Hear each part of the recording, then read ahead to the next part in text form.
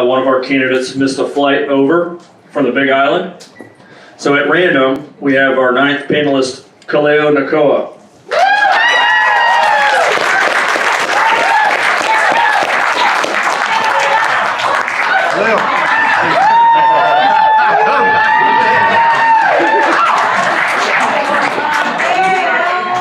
So come join the party.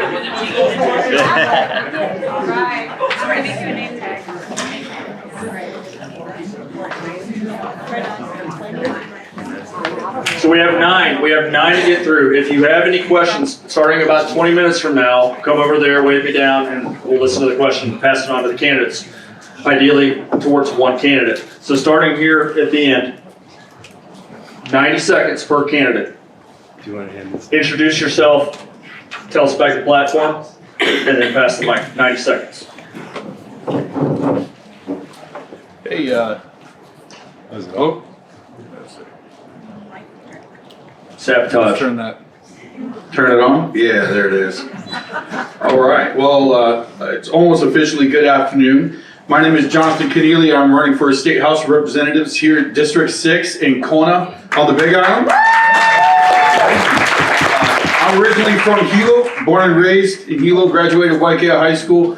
I joined the military right out of high school. I always knew that's what I wanted to do with my life, serve in different forms. Actually, I originally wanted to be a police officer, and the police department said, well, you have to be 21. And I was like, well, the Army says I have to be 18. So, Army it is. So I joined the military. I went to, after basic training, went to Germany, bounced all over the world, deployed a few different places, and then became a federal police officer right after that. So most of my adult career has been in law enforcement. When COVID happened, I was in Texas at the time, and with my family on the Hilo side, having some issues and stuff like that, we decided to come back home, at least for 6 months, just to take care of family and so on and so forth.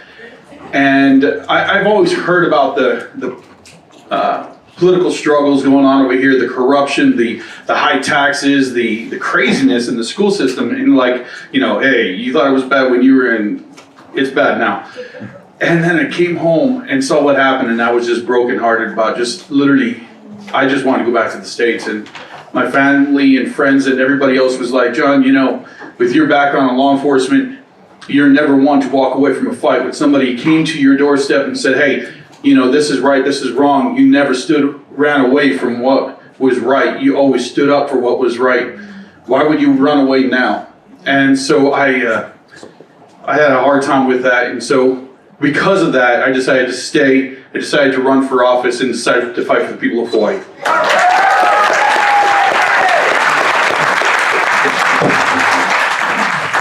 Aloha, kako, everybody. Aloha.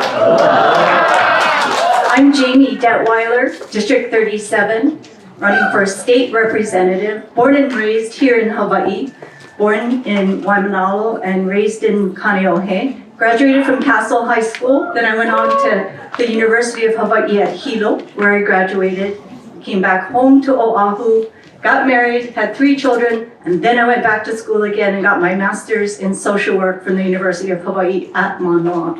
So I've already had my career. I am not a politician. I am just like each and every one of you here. I'm running because I care about this place, my home that I grew up in. I care about the legacy I'm going to leave to my children, to your children, and to my grandchildren. I have 9 grandchildren, 4 children. I have number 10 grandchild on the way. Right now, none of them live here. And it's very sad. And so I want to change that. I want to be part of that change. And as far as my platform goes, you can find it at jamiedetwiler4hawaii.com. And at the top of my priorities, I have 5 priorities, is transparency and accountability. That's a huge one. We've been talking about that all morning. Seth has briefed us on that. You know, and part of that transparency and accountability is election integrity. We're not going to change anything without that foundation. So jamiedetwiler4hawaii.com.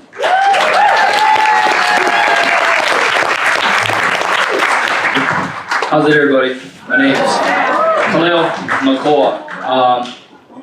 Born and raised Maui, but I got stationed back here in 2018. Retired from the Coast Guard in 2020. Now I'm a stay-at-home dad with the kids. Because of COVID, it was the best thing for our family to do. For me, I was a firefighter for 4 years up in Oregon. That was a volunteer fire department, and they were badass. So that right there tells you that, I sacrificed myself, my time for the people. You guys want to see the change. It's not what I'm going to say, it's what you guys are going to do. What are we going to do as a team? I can sit up here and say I'm going to change the world, but without you guys, us up here, we can't do anything. So we need you guys. I need you guys. My kids, our kids, we need each other. So come out. Yes. That's it.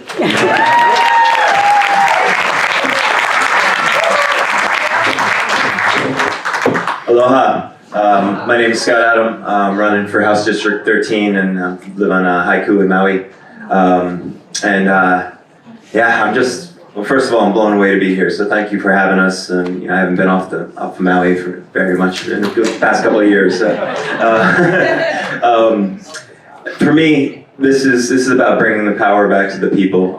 What I've seen over the past few years has broken my heart. The way that our children have been treated, the way that our rights and big businesses or small businesses have been trampled on has just crushed me. And when it got personal for me, it was when my father died on Christmas Day in 2020 because of COVID treatment regulations in the hospital, and I knew I needed to take action, and that's when I started bringing my sound system and my microphone out, and doing rallies all over Maui and all over 3-4 times a week. It was time for to let people know they weren't alone. So many people thought they were alone through this scamdemic that happened, and we needed to make sure that there was someone out there showing that we were standing for the people. And I was like, when I first thought about running, I was like, I haven't lived in Hawaii long enough to run for office. I don't know anything really about running for office, but what I do know is I have a heart to fight for the people. And for me, thank you to all the veterans in here, everyone who served. They put their lives on the line, and they acknowledged that maybe they could end their life, they'd risk their life to fight for this country. And I never did that. My main career was snowboarding, and I was a competitive snowboarder. And I represented the United States on the international scale in that way. But for me, this is the time that I'm willing to put my life on the line, and this is something that a hill worth dying on.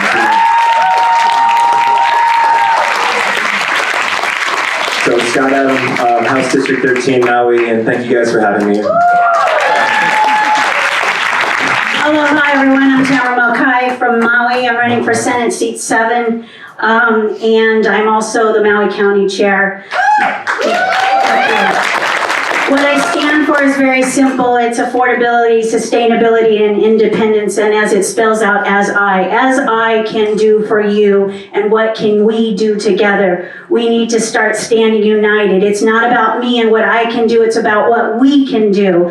I partially grew up on the Big Island. I didn't finish high school. I went to Konawaina, and then my dad, due to business issues, moved us to the mainland. Right after that, I joined the Army, and I served in the 331st Battalion Commander. So thank you. Along with my business endeavors and what I have done with the Maui GOP in the accomplishments and bringing it further ahead and working hard to unite, get candidates, raise money for our county, and just working hard with our coalitions on Maui to make a difference, because I can't do it, the GOP can't do it, we have to work together. And like I said, it's not about me, it's about we. And then we have big forces that we have to face here in the state of Hawaii, but it's not only the state of Hawaii, it is the country. And so I have reached out to figures such as Kelly Ward, Dr. Armstrong. We had Kelly Ward recently to talk to prominent individuals here on Oahu, along with Laura Nakani-Lua, who helped make that happen, because we need to learn from those who know better to teach us on how to make these accomplishments and thrive, because it's our time to turn Hawaii red. And like I said again, I'm going to emphasize that over and over again, it's not about me, it's about we. So vote TamaraMcKay.com. Hello, everyone. My full name's James Ryan Malish. I go by Ryan. I never really ever in my life wanted to be a part of politics. And actually, I've only voted twice in my life, and that was a presidential election. And I'll admit it, I voted for Obama the first term. Forgive me. Within about 6 months, what the hell did I do? The second time I voted was for Trump in 2020, right? The reason why, because I gave up on politics. I really think it's a plastic pancake. You can flip it either way, it's still fake. And the left and right divide is horrible. It causes division on purpose. But when I saw how the media was treating this man, I said, I've never seen him treat a president like this ever before. So then I started watching and I learned real quick, they're lying. Of course they're lying. And I want to ask all of you, all of us are regular people and we just want to run to help and change things because it's only going to get worse. But who do you think runs this state? Do you think it's the governor, the lieutenant governor, any of us? Special interests. It's the bankers and the bar attorneys, that and the media. That's who runs this. But everybody knows 10 people, right? And they know 10 people, and it's going to be the coconut wireless that will get us elected and change things. Okay? And I got to tell you, if I still have time, real quick, who thinks the mandates were the worst thing to happen? Raise your hand. Who thinks it was the best thing to happen? Raise your hand. You know why I'm raising it? Because it lit the fire. Because people like Jessica stand up. There's people like Carl Dix back there. The only people that actually, no bar attorney, no sheriff of ours went to fight for your rights. But people at that back table did. Carl did. I did. Charlotte did. And just vote for normal. I'm a carpenter, man. I don't want to be. I'm all about term limits. I leave it with that.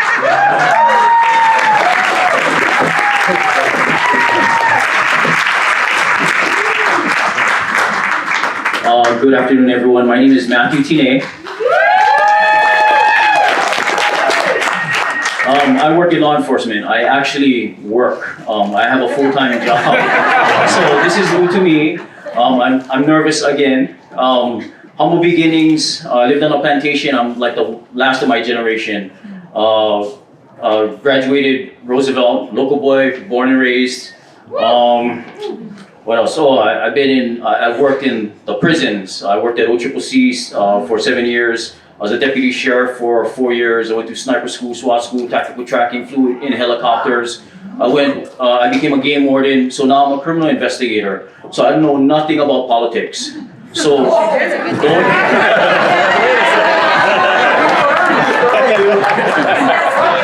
Lock him up.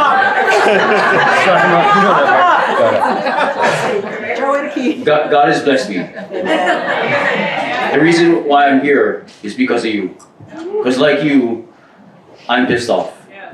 What is taking place is not lifting up our lives, is not helping our children.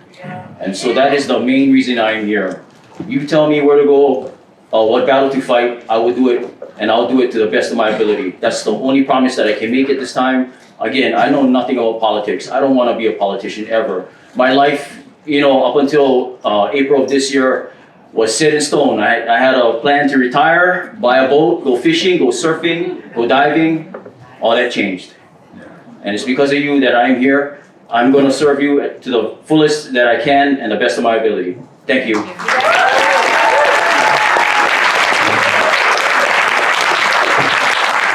Hello everyone, my name is Joe Akana and I am running for U.S. Congress.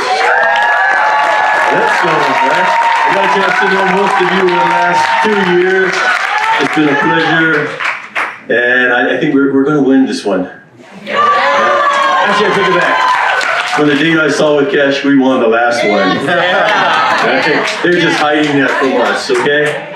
But real quick, what do I stand for? I think you guys have known me for a while. Number one thing you can say, I'm going to support we the people. It is always going to be about we the people. It's not about me. It's not about the individual, but it's about all of us. As I heard the acronym TEAM, together everyone achieves more. That's what it is. Somebody asked me once, well, who is your committee?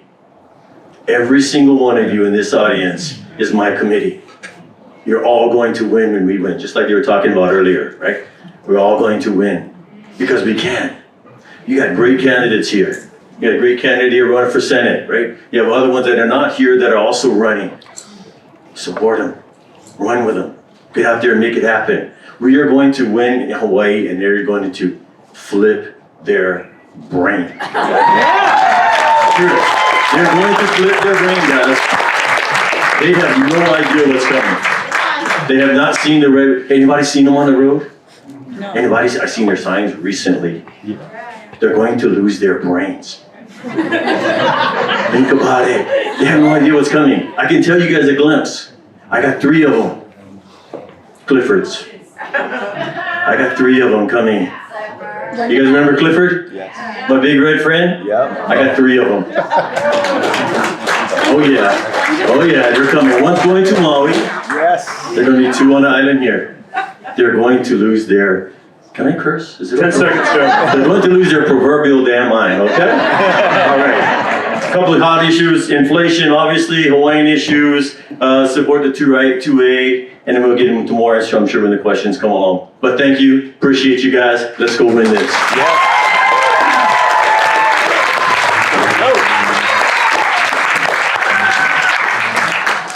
Hello, my name is Bob McDermott. I see a lot of my old friends here today for over 20, 25 years, a lot of people that I've met. And it's just a blessing and an honor to be here today. What a turnout. You guys give yourselves a hand. Yeah, please.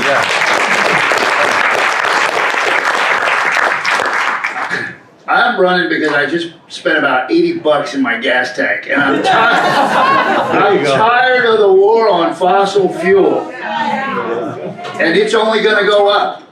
And that is driving inflation. It's why chicken costs more, hamburger costs more, everything costs more because of this war on fossil fuel. You know about Keystone, you know about Anwar. Did you know Dan Inouye voted for the drilling in Anwar in 2005? Yes, he did. And now they shut it down. And so I'm opposite of the incumbent on all that stuff. And when Joe talks about a big red wave, well, we'll see what people feel when they're paying $10 a gallon in the next couple months for gas. How they feel about this. Anyway, we're going to talk about issues later, but my name is Bob McDermott, running for U.S. Senate. Thank you.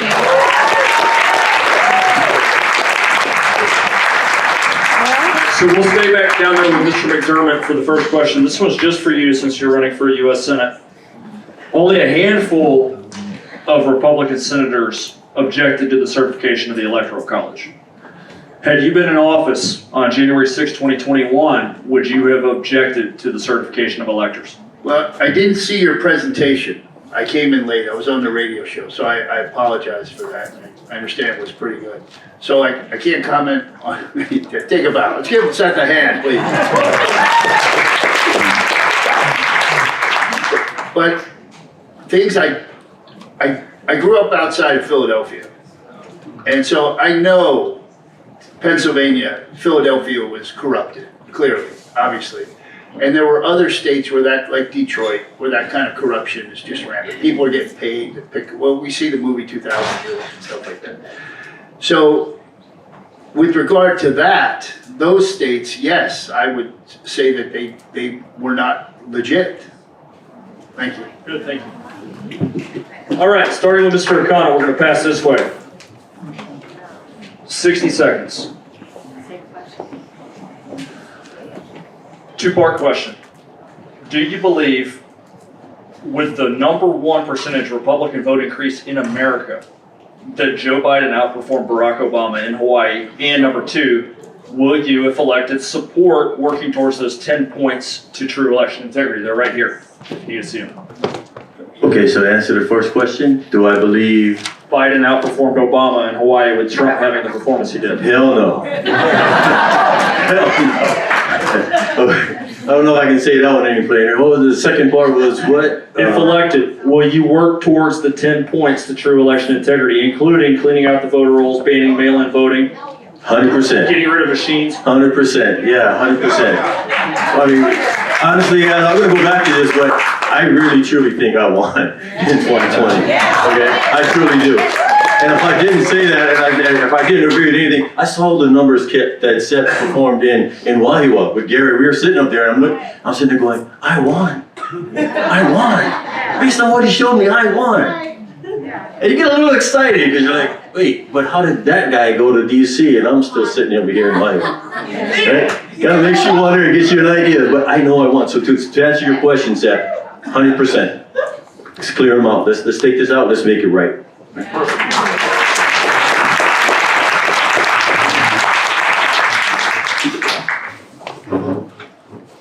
With regards to voter integrity, this is something new to me. You know, I've heard about it in the news. I really don't pay much attention to the news. But after looking at the numbers, I mean, I didn't graduate with A's in, math, but 1 + 1 is always 2. And what you showed up there was pretty eye-opening. And as an investigator, I would be diving into this,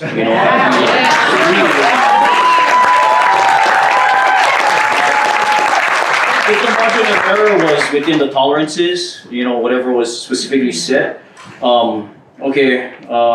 maybe I would not pay too much attention, but with the numbers that you threw up there and the differences that was displayed, that is alarming. It is alarming. It basically affects us all because basically it shows us that your vote really doesn't count because the vote can be manipulated at any level, So yeah, I'm definitely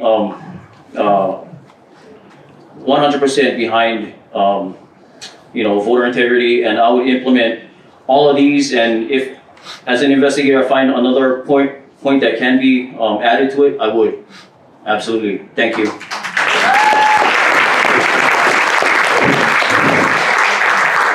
Okay. As far as the baked potato, who's currently our president, apparently.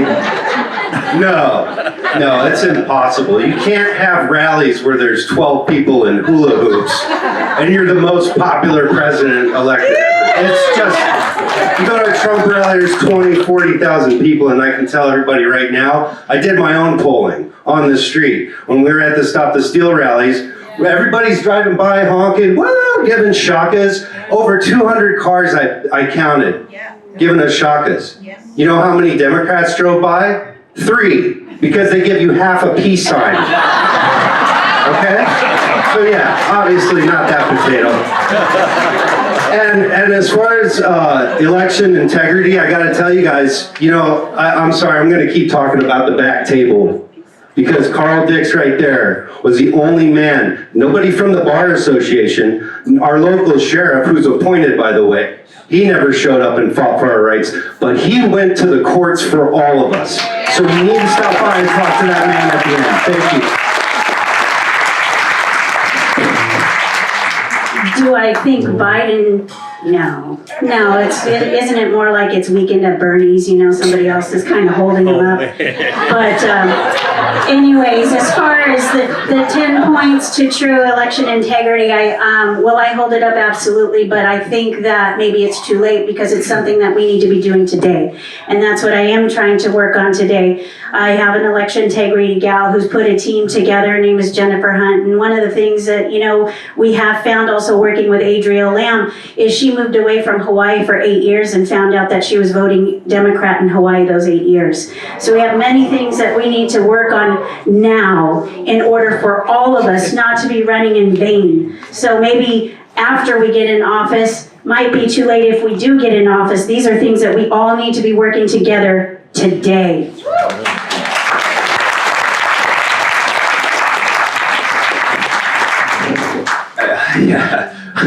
Absolutely, Joe Biden did not outperform Barack Obama or Donald Trump in any way, shape, or form.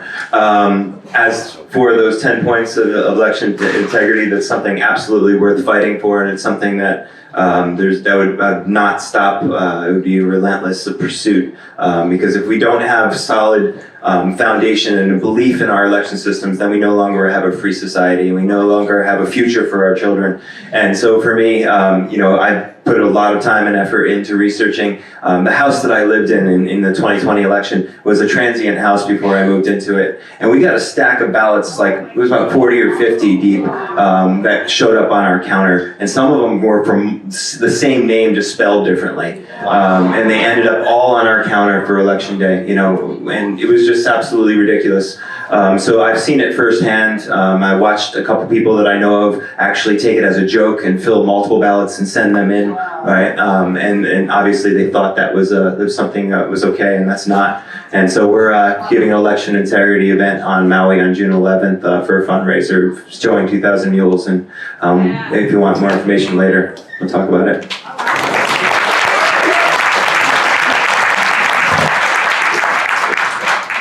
I was at Kaleo Nakoa running for City Council District 4. For me, I don't trust electronics, so of course, you know, it is what it is. I'm so horrible with electronics, I couldn't even do this on my own. I got my people back there who God put into my life right when I woke up one morning and said, I need to run. Next day, they came to my life and they're helping me look good on paper. So yeah, of course, I don't like Joe Biden, you know? Nobody likes him. But anyway, coming back to this, you know, I can look at this board and say, yeah, you know, I follow all of this. But my 20 years in the military, I always stood up for my people. If you guys see me at the BOE meetings, the reason why I got that mic off that podium is because I would never bend over, or bend down, or bow down to the people who are harassing my kids, who are hurting my kids. So I grabbed that mic and I moved to the side. And now, they got the mic taped to the ground. So that's when I went to. I couldn't even lift it up. Oh, I wanted to yank that thing off. But talking to people, you know, you can't always be the hammer. Sometimes you gotta be the nail. So that's my stance. Thank you. Aloha, Jamie Detwiler, District 37, Mililani, NYPO. So I've had time to think about that question, Seth, and 100% I would not certify that vote on January 6th. Secondly, if elected, I would start with HRS 2, Chapter 11. That's our election law, Hawaii, look it up. There's a lot wrong with that, and we need to get to work. This body right here, the legislators, we're the ones, I don't just represent my district. When we vote on any bill before the legislature, it impacts every single person in this room, every single person in Hawaii. And that's the responsibility we have. And so definitely, those 10 points to true election integrity, 100%, I would stand by that. I've had the opportunity to work with both Clean House Hawaii and Audit the Vote Hawaii, and I am just so thankful for the experience and for the mentorship that all of you have poured into my life and the people that God has brought to my committee to run for this great state. Mahalo.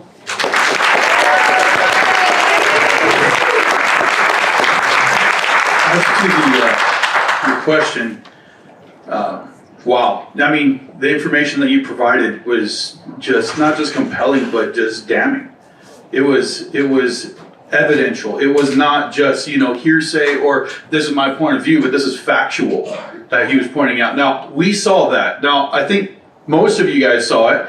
I know I saw it on election day. I know when I went to go ask where can I actually vote in person instead of mail in a ballot, everyone was like, oh, no, you have to mail it in. You cannot vote in person. Everything else is closed. And I actually had to go all the way into Hilo and vote in person by myself in 2020. When I did that, I saw a huge line, over 300 people in just that small period of time that was voting, were voting that day. They were trying to say, well, you know, during the whole time of election, I think maybe 100 people voted for Trump. And I'm like, oh, no. Oh, come on now. You know, we saw what we saw. Yeah. So then you see on TV, November 4th, things switching. November 5th, things switching. You see Trump speaking out on this from way before this, and then speaking out every day of the event afterwards saying, hey, this is election fraud. This is election fraud.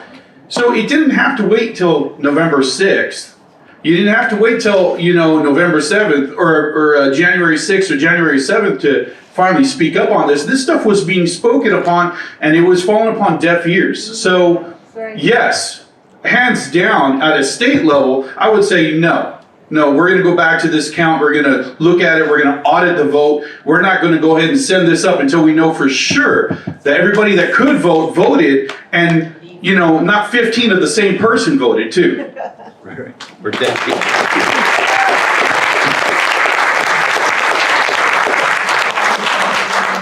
Lightning round all the way to the end, starting with you. 30 seconds. The $50 billion dismal failure rail project. Yeah. If elected, where do you stand? Cancel, resume, fix? 30 seconds. Oh, that's a hard one in some regards. In some ways, it's an easy say, but until we actually audit this, we don't really know where we stand to say what we're going to do with this going forward. I do know one thing. First things first, we need to audit every penny that was spent into the train to nowhere. The second thing we need to do is say, okay, going forward, if we're going to go forward, what are we going to do with this? And, is it more expensive to just stop and cancel this at this point in time? I mean, if we just stop, what do? We have a huge eyesore of something that just didn't do anything. So this is an embarrassment. So we got to figure out what we're going to do with this.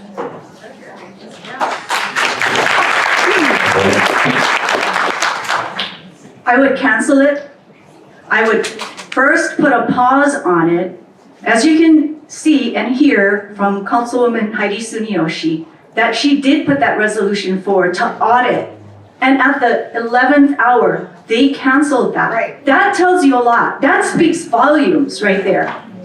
So we have no truth and transparency or integrity in government right now. And until we do, and until we can get a handle on the rail, I say big pause leading to cancellation. Amen.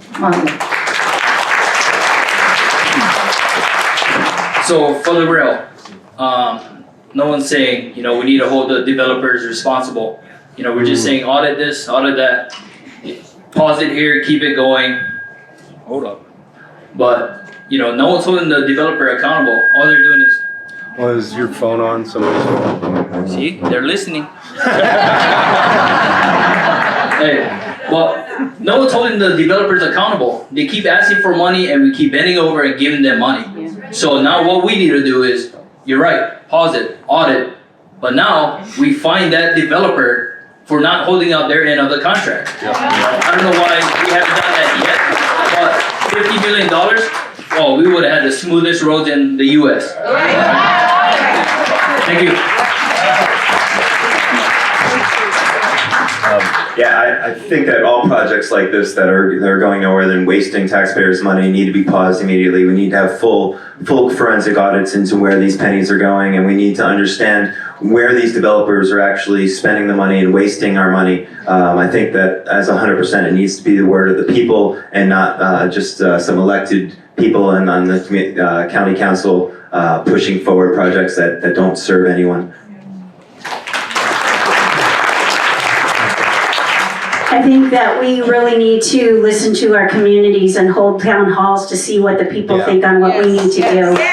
Because we've got neighboring islands that are also being burdened with the financial responsibility of this monstrosity. We do need to audit, but I know that you mentioned that who created it, but really, where is the problem? Did Ige really give all the money? Where did the money go? How is that man worth $2 or $3 million, $100 million on his salary? So I'm just wondering how we can put these pieces together, but I think really we're supposed to be the voice of the people, so we need to have the voice of the people tell us what they choose to do with it. Do we stop the project and leave an eyesore up? Do we continue it on? But that's something that we need to collectively do and do something different, which is listening to you, the people. Thank you. Oh, thank you for that question, because I'm a builder and I've been thinking about this for a long time. And the candidates, you can steal my ideas, I don't care. Okay, so here's the deal.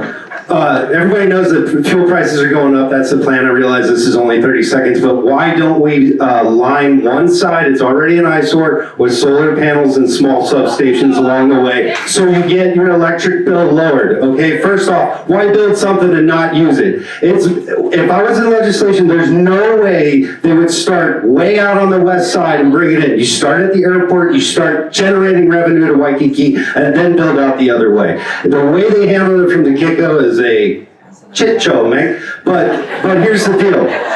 What I suggest is we get a light, finish it up to, I don't know, they want to stop it at the bus station in Kalihi, I'm almost done. Maybe go to Sand Island or downtown or whatever and have a big parking structure or whatever, and go for a light cable aerial, you know, like they do in the mountains. And it's low environmental impact, it's gonna be a lot less pricey, and you're just gonna take little cable cars to get around town and to Ala Moana, and it's gotta be a cheaper way than continuing that monstrosity. I yield, thank you. With regards to the rail, definitely audit, definitely criminal charges and lengthy prison sentences. That's what I'm talking about. Some ideas for the rail. Roll these things down, you can like make a bike path out of it, I don't know. Bus route 69, I guess, I don't know. Artificial reef, that would be good. Surf spot, definitely. Or we can create the 10th island. Thank you. All right, so as far as the rail, I had a discussion in 2012. And I asked the question, what is the O&M cost? You guys know what O&M is? Operations and maintenance. They could not tell me what it was. Their dream was, we're going to get a hope that the ridership will pay for the O&M cost. As a requirements manager at the time, I'm sitting there going, you're kidding, right? Exactly what you just said. Like, that's a hope. That's a wish.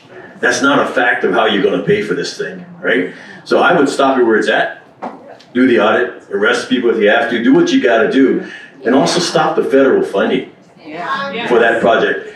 We have bigger issues in Hawaii. We have an $84 billion infrastructure shortfall that no one is talking about, and it's coming. That bill is coming soon.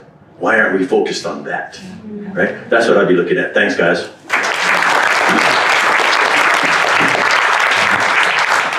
Well, I believe I'm in the minority here because I think that the answer to that question is the train has already left the station.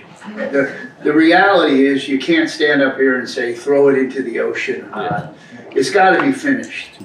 Now, I'm running for US Senate, and I would go there and get more federal funds to finish it and relieve the burden of the local taxpayer. We can spend over $1 billion in Ukraine. Certainly we can subsidize the last 2 miles of this. In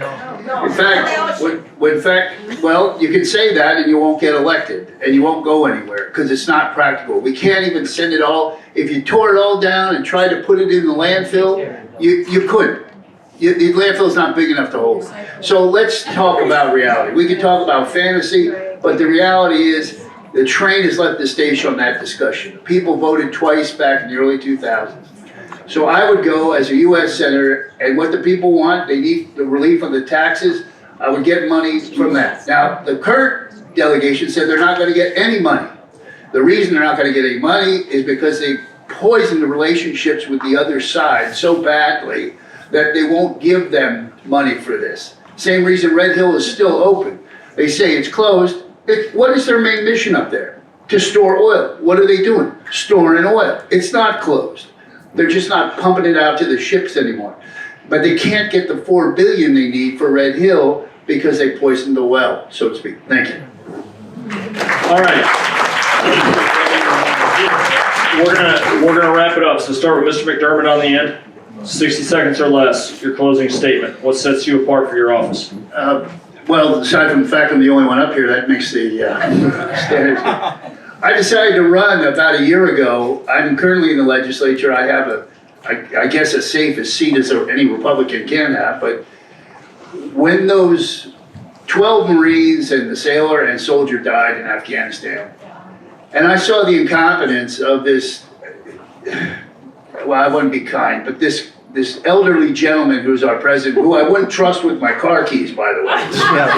Wouldn't trust him to take out the trash. And that the woke idiots he has around him dictating policy. I see Steve Lipscomb back there. Steve knows that a E3 in the Air Force or in the Marine Corps could have planned a better withdrawal operation than what they did. But I cried all day because as an old Marine, those guys were my kids, literally and figuratively, right? So I have 2 sons in the Marine Corps right now and 2 sons in the Navy as well. And that's why I decided to run. And anyway, that's why I decided to run. Thank you. Oh, thank you. Thanks for being there. Appreciate that. So, why would I be running? Are we tired of $6 gas yet? If we're not, go ahead, keep voting for who you've been voting for, right? You want to get to 8, it's going there. Okay. Lower inflation. We have to work on that. That is critical. We cannot keep overspending what we don't have, right? I certainly can't do it. Gary, can you spend more than you make? Nope. Can anybody else spend more than they make? No. So why is our government able to do that? So that has to stop, right? Those kind of things, those spend free inflation. Hawaiian issues, big issue, and I'll discuss that at another time if we need to, but that is a huge issue for all of us Hawaiians, right? Native Hawaiians, Kanaka Maoli. The support of our 2A. I was asked this question, what I thought about the Uvalde shooting, and I told everyone, I said, I was heartbreaking. But the bigger heartbreak was the 65 million babies that have been aborted over the last 60 years. Why is nobody doing anything about that? That was a bigger issue for me, right? Investing in small business. Does anybody ever hear of a thing called a Minority Business Development Agency? Yes. Wow, somebody actually did. It's a federal agency that actually promotes small businesses and small business development. Never promoted. Nobody ever hears. Right. Interesting, right? Same thing with their women-owned small businesses, same thing. Appreciate it, thanks guys. So I'm running for District 13, that's Nuanu, Liliha, Chinatown, and the incumbent is Carl Rhodes. Oh, get him. Where do I send the check?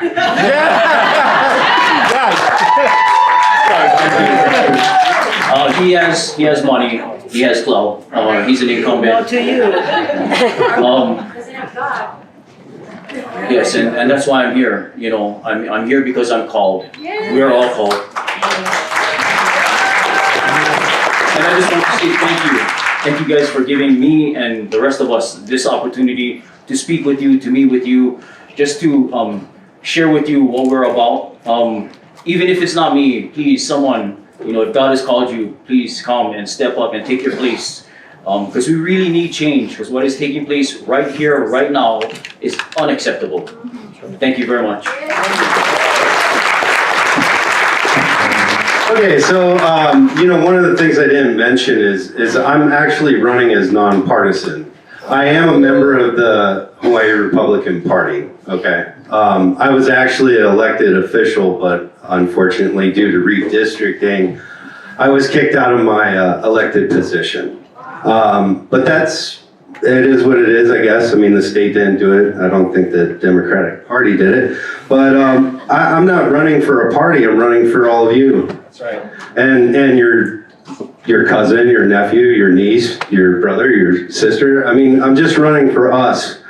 And I don't know what else to say other than, you know, my name's James Ryan Malish. I go by Ryan. I'm just a regular guy. I really could care less about politics, and I need people like Leilani and Jessica stand up, Charlotte, Emil, all the regular people that didn't have time to come up here.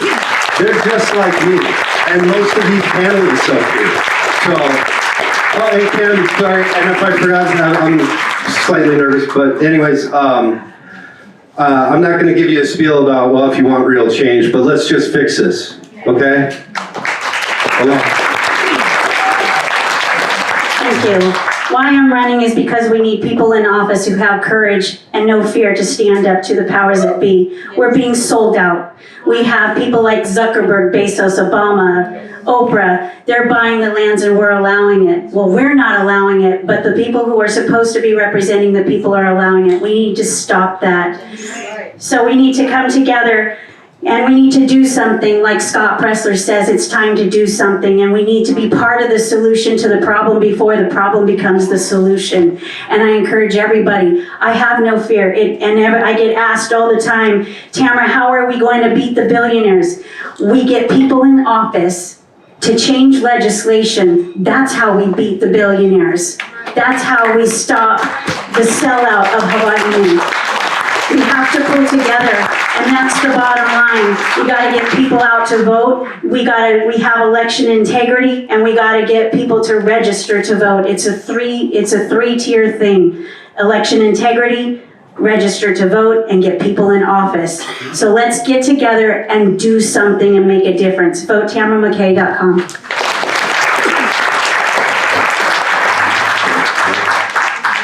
I'm running to fight for freedom, faith, family, and the future generations. And I look at it, and I'm 46 years old. My life's probably half over at this point, and so it's not really about me. It's not about me. It's not really about us in this room. It's about the future that we're going to leave for the next generation. Because right now, when I look at the direction we're going in, and I'm embarrassed. I'm embarrassed about the world we're about to hand over. So for me, it's time to fight. It's time, now or never, because if there might not be a 2024, right? If we don't fix things right now, 2022, if we don't stand up with courage, speak truth to power, and wake up all the sheep around us, then we're in trouble.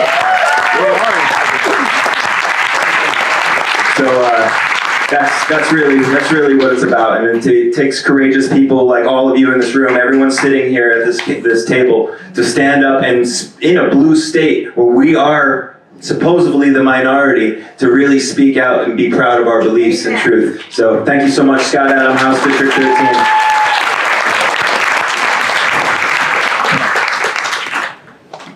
Thank you for the label. I wore this shirt for a reason. You guys can zoom in, Yes. see the shirt. Yes. Hurry up, get your videos, because I'm going to pass out. Alright, so the reason why I'm here right now is for my kids. Like I said, I woke up one morning and my wife and I, we're tired. We're tired of fighting. She's fighting her own battles with the federal government. So I said, you know what? It's my job to take care of where I was born and raised. I'm rooted here. So if you guys think that outside developments are going to have any kind of influence on me, I promise you. Because I hate standing behind a table. I'd rather be standing in front of you, looking at you in your face, and not hiding behind a camera when the time is right. I'll be able to walk the streets. I'll be able to go play softball Thursday night still, because I made the right decision for the people, for my kids. And my job is to take Tommy Waters' seat, but fulfill Heidi's role. I'm not a yes man. I will sit there and do what is right, no matter if it's unpopular or not. You will hear my voice, and not in front of camera. I will come to your house if you want. You hit me up, and we can sit down over a beer, and we'll talk story. But that's me. Thank you.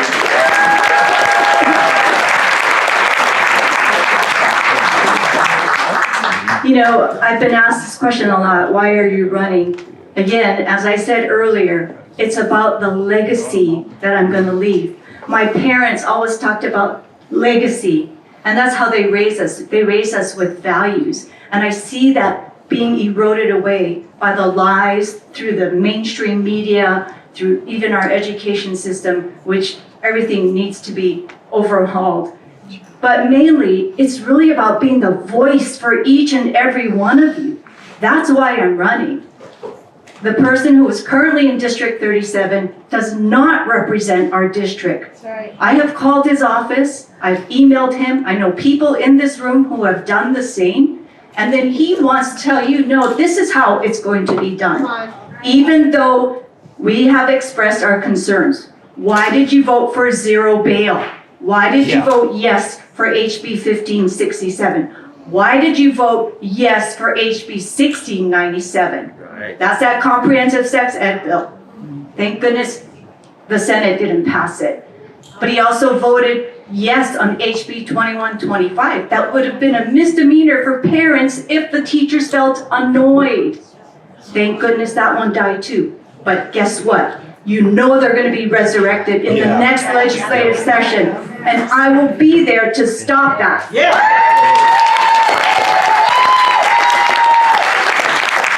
I will be there voice. Remember that. Hold me accountable. All right? Mahalo.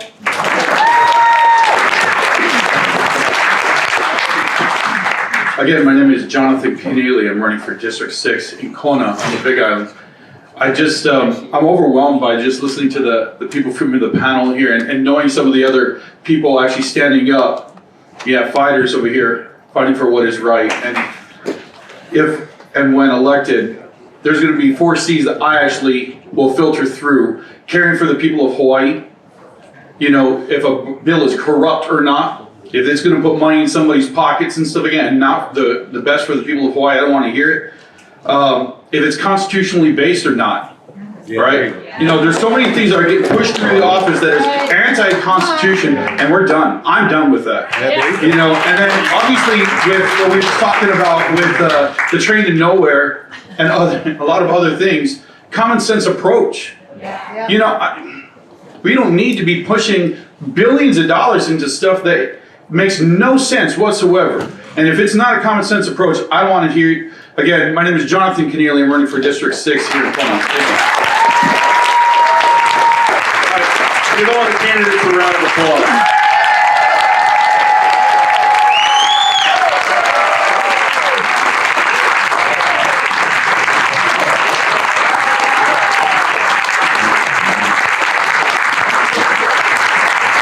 All right, a couple of admin points. Go to freeandfairhawaii.org, website designed to get you grassroots types involved, especially around the issue of election integrity. Sign up for updates on that, some to-dos on that. Now, we have a pretty hard close time at 1 p.m., 15 minutes from now. So if you can help stack chairs and clean out, that would be greatly appreciated.